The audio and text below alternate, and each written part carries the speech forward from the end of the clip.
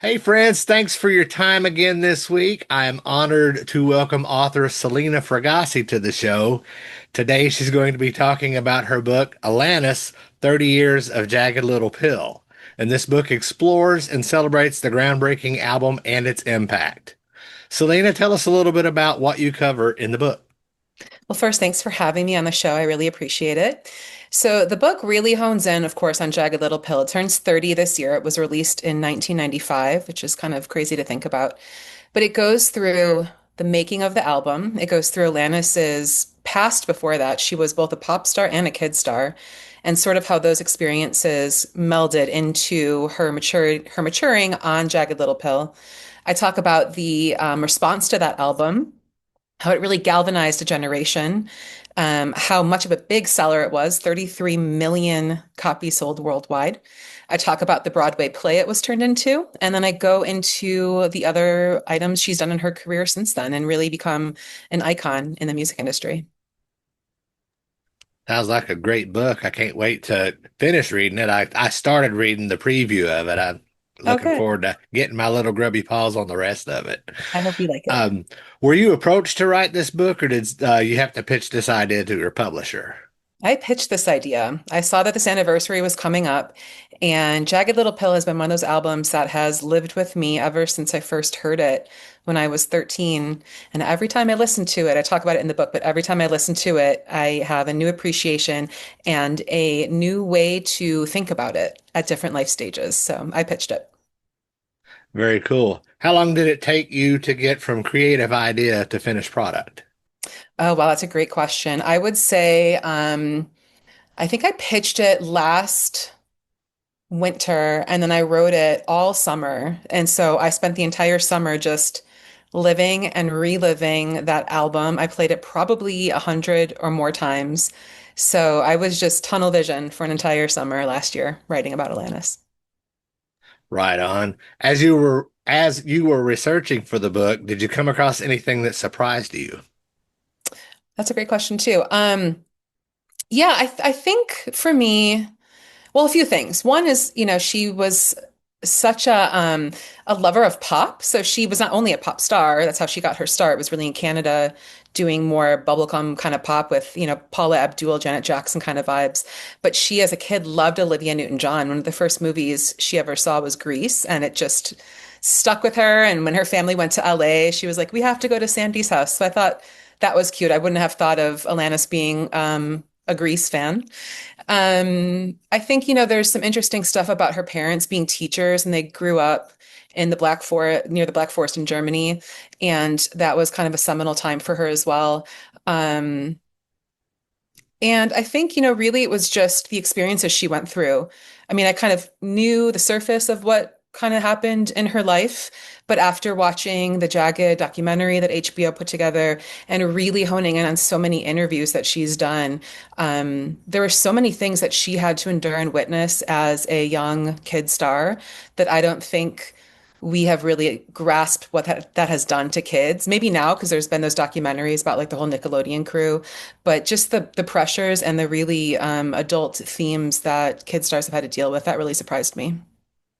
Yeah, besides Alanis, I know a lot of people are going to probably give me grief for this, but like Britney Spears is a perfect example of Yeah. someone who was a child star and look at how she's is as an adult now.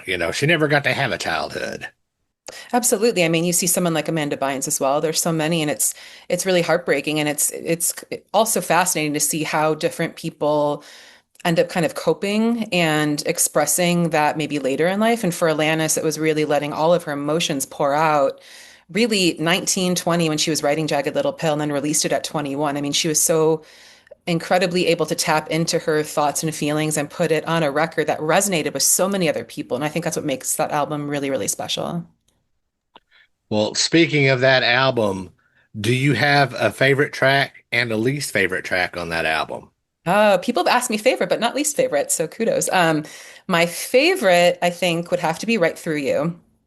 That song it crept up on me a bit more. Like we all know the singles from that album, the really monolithic songs, but Right Through You, to me, had the most passionate delivery behind it. It was really a song that targeted the record label executives, largely men, who didn't want to give her a deal, who wanted to change her. And it was her pushing back against those people. And it was just very brave, I think, for her to put that all into song. And it has this great like rock vibe to it too.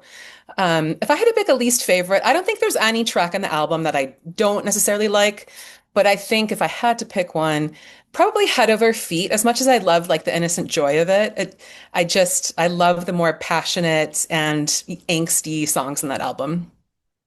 Right on.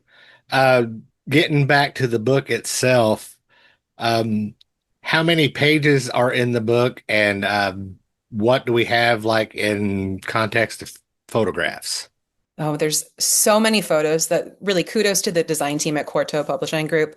They made the most incredible package. If you look at the cover too, the team that put that together, it's a whole little Rubik's Cube of trying to figure out Pan's Labyrinth of like all the different iconography they put into this image of her. And there's a whole thing, like a roadmap in the back of the book that really I suggest people just spend some time at the cover alone. But there are a ton of photos pulled from the span of her entire career, jagged years and after. Um, so if you want to see her live in performance on the red carpet, there's just a whole gamut of photos of her. The book itself is about 250-ish pages, maybe a little bit longer than that. So it's a pretty meaty hardcover book. It's great for, fans or even just to have out on the coffee table. It's just so well designed.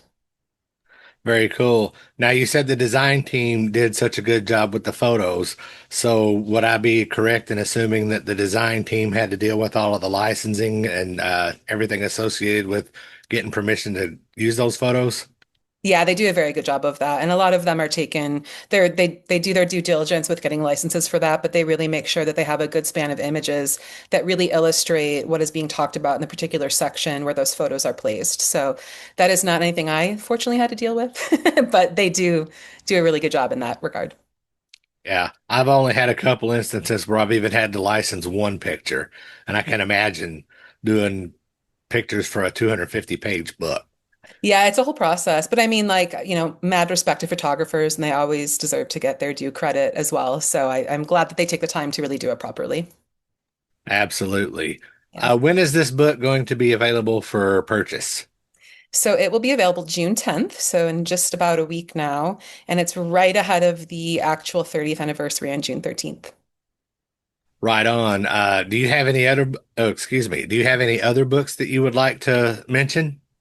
Yeah, so the same exact day, June 10th, I have a book about Greta Gerwig, of course, Barbie director, and also behind Little Women and Lady Bird. So that comes out the same day, about the same length, but it's a little bit of a smaller book in terms of actual size. But I really go through her entire career, which another just really powerful woman. I just really love writing about women artists, and she has a whole history of being an actor and then moving into directing, and there's a lot of obstacles she had to deal with as well. And so that was a really fascinating look at a movie maker. Right on. Tell my listeners where they can find you and where they can find the book for purchase. Sure. So I'm all over social media. The only thing I don't have is TikTok because I often feel like I'm too old for that platform. So Facebook, Instagram, X, I'm there. My handle is at Selena Fragassi. Both books are out on Quarto Publishing Group, but you can find them on Amazon, Barnes and Noble, Target, really anywhere books are sold.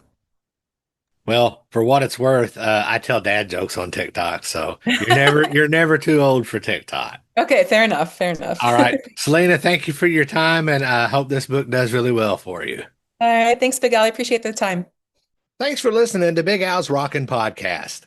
If you haven't done so already, please be sure to subscribe on your preferred podcast outlet. Visit BigAlRocks.com to find past episodes, on-demand links to my radio show, links to my social media, and other Big Al shenanigans. Most importantly, please like and share this episode. Peace out.